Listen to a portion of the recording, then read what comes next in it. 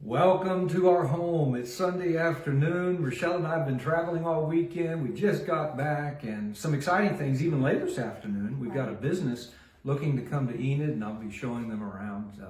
Today we want to talk to you about term limits, and particularly politicians. How long should they serve? Should they be lifetime, or should they be limited in the number of terms that they serve? My opponent, Frank Lucas, is in his 28th year. He will be running for his 15th term as a representative.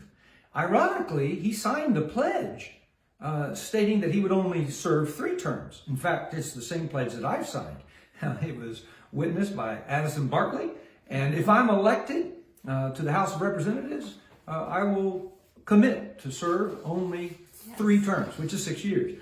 If I were to be ever elected to the Senate, I commit to only serving 2 terms, which is 12 years. A lot of representatives and senators have signed it. My friend, Dr. Tom Coburn, before he passed away, he lived by it. He signed it, and he stepped away from the House. And then when he was in the Senate, he got sick, but he'd already told his friends and family that he would not serve more than 2 terms because that's what he pledged to do.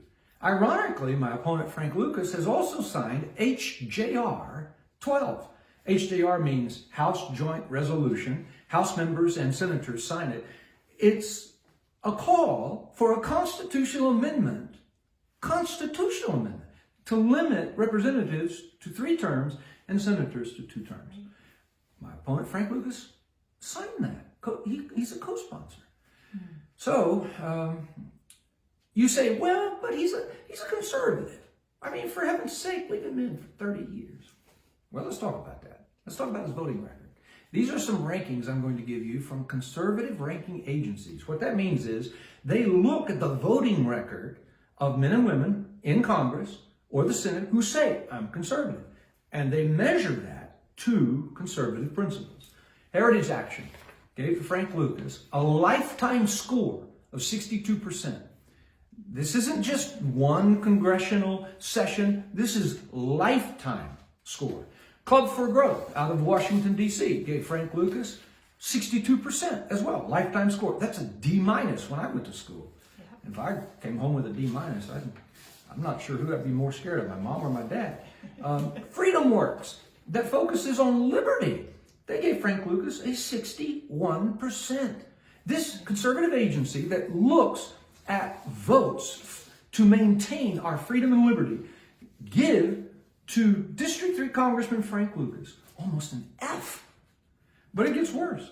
Did you know that these agencies say Frank Lucas is in the top 20% of the most liberal Republicans in Congress? That's not me saying it. That's these agencies that look at votes. And this session, the 117th, Frank Lucas voted 40% of the time with Nancy Pelosi.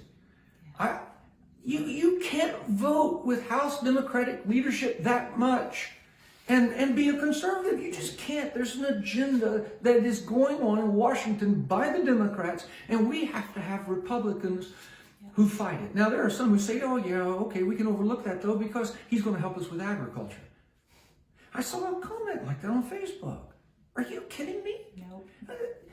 Frank Lucas is not on the Agricultural Committee by his own request. He's on big banking, financial services, and he's on big tech, science, space, and technology. It's his committee that pushed through this $400 million grant so that the government can put vaccine passports on your phone. Guys, listen. It's time that Western Oklahoma wakes up.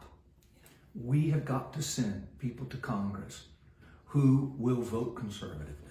They'll not just talk about it, they'll vote as a conservative. They'll stand on the Constitution. They'll fight for your liberty and for your freedom. So I answer the question, who's going to be more conservative than Frank Lucas?